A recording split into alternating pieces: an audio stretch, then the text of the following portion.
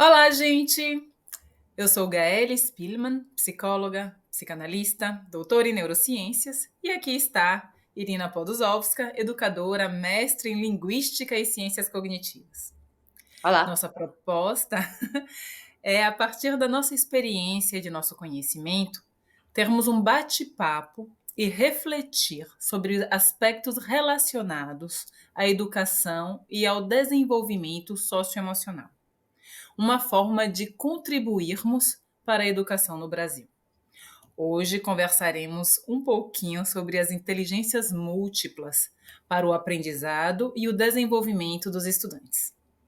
Então, assim, espero que vocês curtam e saibam que seus comentários, suas perguntas, suas sugestões são muito bem-vindos. Ok? Então, com relação às inteligências múltiplas, é uma teoria que foi desenvolvida por um psicólogo norte-americano chamado Gardner e que ele trabalha na Universidade de Harvard, né? Ele é professor de educação e cognição lá. E ele foi nos anos 80, em 1983, que seu livro sobre as inteligências múltiplas foi publicado. Tá?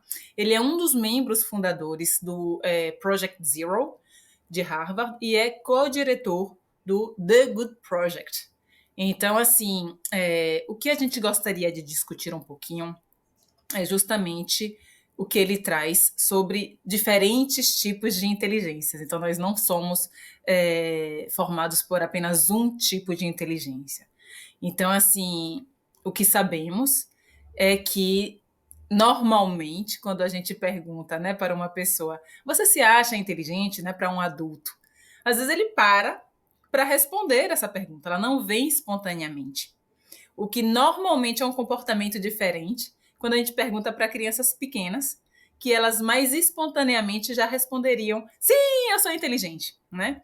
Então, a pergunta que se traz é por que disso? Né? O que acontece com o nosso sistema escolar que faz com que algumas pessoas, lamentavelmente, tenham uma experiência na qual se sentem incapazes ou não boas o suficientes, no sentido de não suficientemente inteligentes para lograr na vida acadêmica. Né? E isso está relacionado à teoria de Gardner. Então, vou deixar agora a Irina trazer um pouquinho mais esse background, né?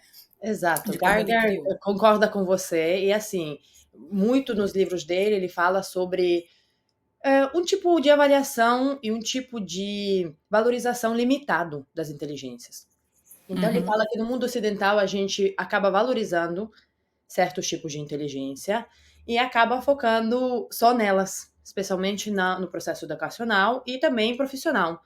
Então, por isso que muitas vezes o adulto fica refletindo: será que sou, será que não sou? Até porque, como você está dizendo, se a gente na escola, por exemplo, valoriza muito a matemática e o raciocínio lógico e o raciocínio matemático, e a pessoa não é muito boa em matemática por uma razão ou por outra, aí a gente vai chegar nas razões daqui a pouco. Aí a gente, né, justamente na hora que alguém pergunta, você é inteligente, a gente se questiona, porque a gente está acostumado a valorizar só alguns tipos de inteligência. E nisso, Gardner fala muito sobre o perigo da gente valorizar só alguns tipos de inteligência e também traz provas, né, fundamentos, baseados também em outros psicólogos, em outros filósofos, em outras teorias, que confirmam para a gente que, na verdade, o ser humano ele é multifacetado. E a gente nasce já com algumas habilidades e predisposições para desenvolver alguns tipos de inteligência, alguns tipos de competência, já genético inato na gente. Então a gente já nasce pronto para aprender, a gente só precisa ser estimulado durante a nossa vida por várias situações, tanto na escola quanto Uhum. fora, para a gente desenvolver esse tipo de inteligência.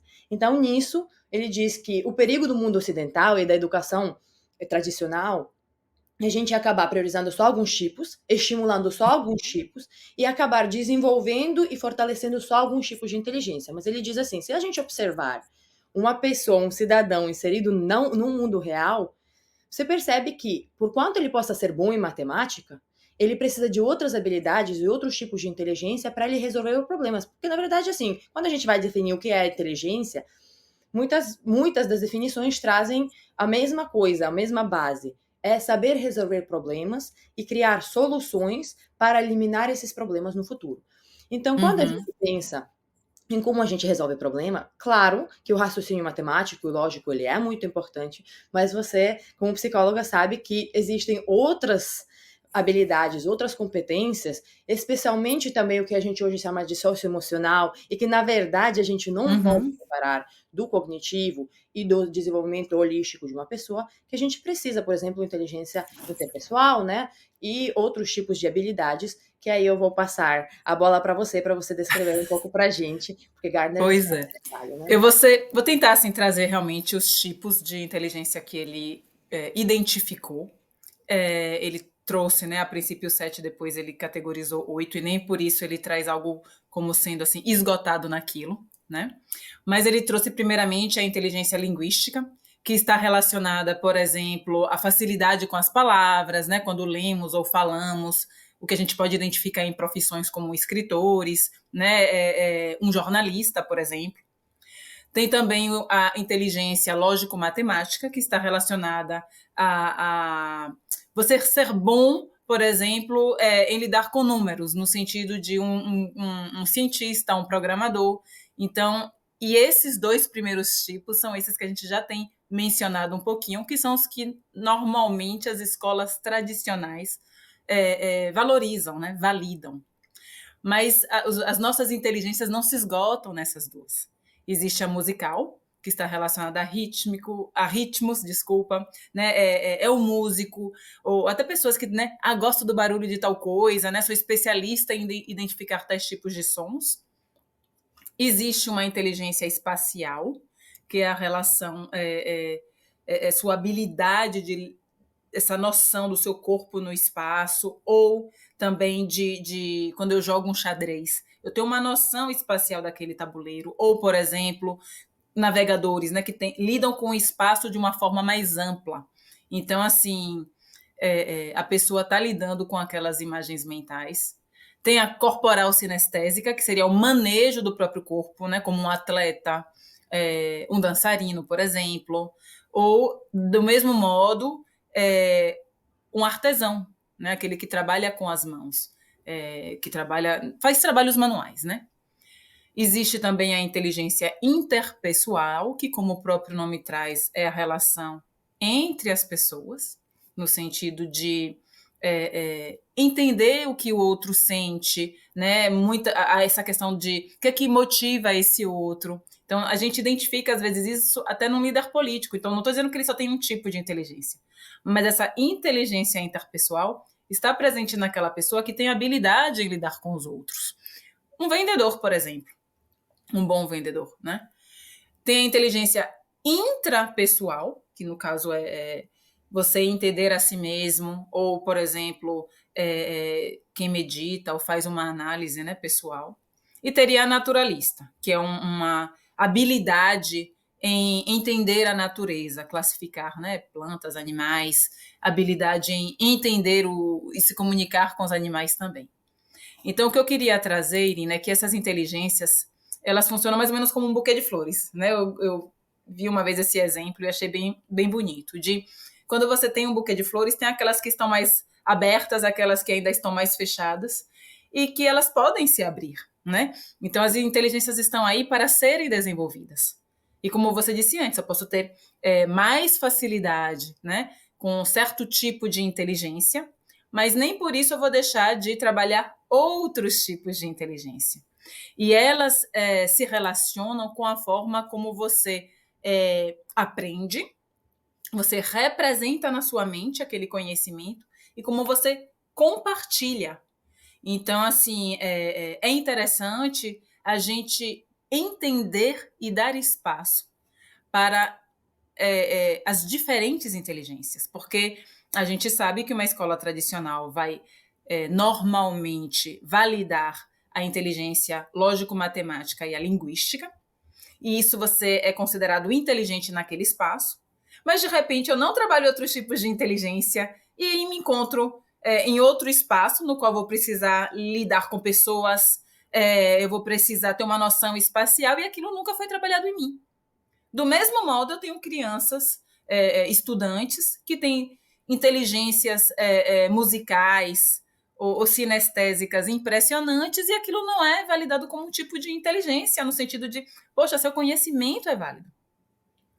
Então, é importante a gente entender que a partir da observação, a partir da troca, da conversa, né, com colegas, no caso de professores, né, conversando com outros colegas, e até conversando com seus próprios estudantes, o educador pode sim identificar os diferentes tipos de inteligências que ele tem naquela turma, as inteligências daquela criança. E ele entendendo que um conteúdo pode ser trabalhado de diferentes formas, ele poderá abranger a turma, no sentido de permitir que seus estudantes se sintam motivados em aprender. Exato. E sabe, Gaeli, além da motivação e do engajamento, como você está dizendo, que são super importantes, porque a gente já conversou sobre isso, de quanto é importante o estudante estar ativo, estar engajado, estar motivado a aprender. Além disso, Gardner também chama atenção ao fato que alguns tipos de inteligência, como você estava falando, linguística, a lógico-matemática, são mais fáceis de avaliar. Porque a gente aplica aquele teste, e aí se a criança for boa, ótimo. Se não for boa, aí vai ter que ir para a recuperação. Mas o que acontece? Justamente através dessa observação, através da diversificação de atividades e avaliações, que a gente consegue não só enxergar esse tipo de inteligência e estimular eles, né? Estimular justamente o interesse para engajar e motivar, porque se eu sei que a criança tem, por exemplo, a inteligência musical mais desenvolvida, eu posso realmente trazer algumas atividades que vão engajar ela. Mas além disso, eu consigo fazer o quê? Eu consigo desenvolver esse buquê que você está dizendo. Eu consigo investir e entender quais são os estímulos que eu preciso dar para a criança desenvolver as outras inteligências também. Porque, como a gente estava dizendo, todas elas são importantes para que uma criança vire um adulto completo, um adulto multifacetado, que consegue resolver vários tipos de problema de várias maneiras, que seja aberto mentalmente a também achar outras soluções. Então, quando a gente fala da importância de estimular isso na sala de aula, de avaliar isso, estimular isso na sala de aula, também é por causa disso. Não é só dizer, como a gente várias vezes vê, é bom em matemática, então pronto, vamos dar atividades matemáticas para ele, que esse daqui vai ser um bom cientista ou vai ser um bom engenheiro. Não, a gente precisa entender que além de ser bom em matemática, que bom, eu vou trazer então, engajar ele através da matemática, mas ele precisa ter outras habilidades também. Porque como você estava dizendo, quando a gente vê até os outros filósofos, outros teóricos, outros psicólogos, até Piaget dizendo, quando a gente percebe, né, um bebezinho, ele até antes de saber ler e antes de ter o raciocínio lógico matemático, ele acaba desenvolvendo várias coisas super importantes, várias habilidades muito importantes, para até chegar a esse raciocínio lógico. Então, por exemplo, se o bebê não conseguir se comunicar com o outro, então a inteligência interpessoal, ele não vai conseguir aprender o máximo e ser a melhor versão dele mesmo. Se ele não desenvolver as habilidades motoras, grossas e finas, na certa idade, né, que é lá entre 1 e 3 anos, ele não vai conseguir fazer outras determinadas coisas. Se ele não conseguir desenvolver a abstração e a criatividade e a imaginação, ele não vai conseguir chegar a entender que os símbolos podem representar letras, então ser alfabetizado. Então, várias vezes, por a gente valorizar na nossa cultura certos tipos de inteligência, a gente aperta a criança. Vamos. Precisa alfabetizar? É isso. Precisa ser boa em E a matemática? escola. Pula fases muito importantes. Pula inteligências e competências muito importantes. E a escola não pode ser símbolo de sofrimento.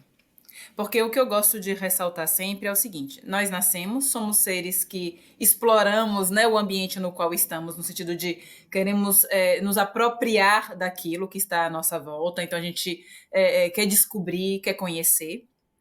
E muitas vezes a criança, quando começa a ir para a escola, por justamente não ter aqueles únicos tipos de inteligência que são valorizados, ela já começa a ser vista como uma criança que não é inteligente, não é tão boa, não é capaz, né? E imagine como acaba sendo sinônimo de sofrimento essa experiência. Exato. E aí o que acontece? A criança se desmotiva e não trabalhar os diferentes tipos de inteligência na escola acaba sendo ruim para quem é considerado um bom estudante, porque ele acaba não trabalhando os outros tipos de inteligência. E também é ruim para quem não tem os dois tipos de inteligência validados pela escola, porque aquela criança é vista como sendo uma incapaz. Exato. E uma das formas da gente buscar, no ambiente educacional, estimular essas crianças a também mostrarem, né, seus tipos de inteligência com metodologias ativas, como eu sempre trago isso, A essa gente, a ideia gente de. não ensinou isso, e sabe esse seu exemplo que você Uhum, traz, me lembra até de uma frase que atribuem a Einstein, mas eu vou ficar muito atenta com as referências, então eu li, quando a gente avalia, ele fala assim, quando a gente avalia o peixe pelas suas habilidades de subir em árvores, aí que a gente entende que o uhum, sistema educacional não funciona bem. Então, né, dizem que Einstein também tinha dificuldades na escola por causa dessa questão de a gente avaliar só de algumas maneiras, como você está dizendo. Se eu só avalio com avaliações escritas e orais, a criança que não tem habilidade linguística tão desenvolvida ainda acaba sofrendo, porque ela não consegue chegar ao mesmo nível, porque o professor na sala de aula não está trabalhando para desenvolver essa habilidade nela, porque a gente acaba trabalhando certos conteúdos, certas coisas, aquela uhum. correria que a gente falou, né, no planejamento. Eu não incluí isso no planejamento, eu não valorizei, não coloquei como prioridade. E aí chega no final do trimestre, no final do ano, no final do mês, essa criança é avaliada só de uma maneira, e aí ela não consegue mostrar todo o conhecimento que ela tem, todas as habilidades, todo o potencial que ela tem, porque ela só é avaliada daquela maneira. Uhum. Então, como você está dizendo, além da gente trazer atividades e colocar no planejamento estratégias e metodologias ativas que possam desenvolver e estimular vários tipos de inteligência, a gente também precisa Uhum. pensar no tipo de avaliação que a gente traz para a sala de aula. Se o meu objetivo é entender se essa criança desenvolveu essas habilidades e se aprendeu esses conteúdos, e se entendeu esses conceitos, eu posso avaliar isso de maneiras diferentes. Eu posso adaptar a minha avaliação até para estimular essa criança e mostrar para ela: você é inteligente, você sabe, você conhece até o professor, para entender se a criança entendeu, se ela sabe, se ela conhece. Colocar vários tipos de avaliação vai ajudar a também entender o que a criança está aprendendo, se ela está desenvolvendo, se ela está na zona proximal para pular para o próximo passo. É nisso Porque que aham. precisamos também focar, sabe? Quando a gente justamente, né, desenvolve na criança essa atitude científica, né, dela ter hipóteses e ir em busca do conhecimento, testar suas hipóteses, ter uma forma de expressar, né, os resultados que encontrou. É, é, Junto com isso, eu estou permitindo que a criança se aproprie de um conhecimento, trabalhe a forma de expressar para o outro, eu entenda quais as estratégias que ela utiliza também. Nisso, eu também permito que, assim, as crianças entendam que todas aquelas formas, né, de pesquisar, de trazer o conhecimento são validadas, o que acaba justamente reduzindo diferenças em termos de o que é que eu valido, o que é que eu não valido, né?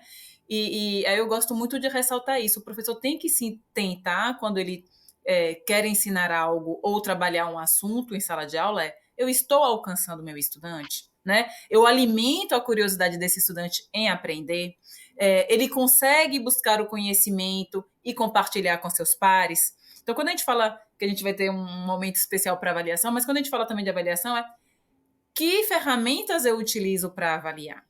Porque o que a gente encontra hoje em dia é isso, né? Você, às vezes, tem que responder em 2 linhas ou uma, se é que você não tem que marcar a resposta certa, a partir de um conteúdo que foi decorado.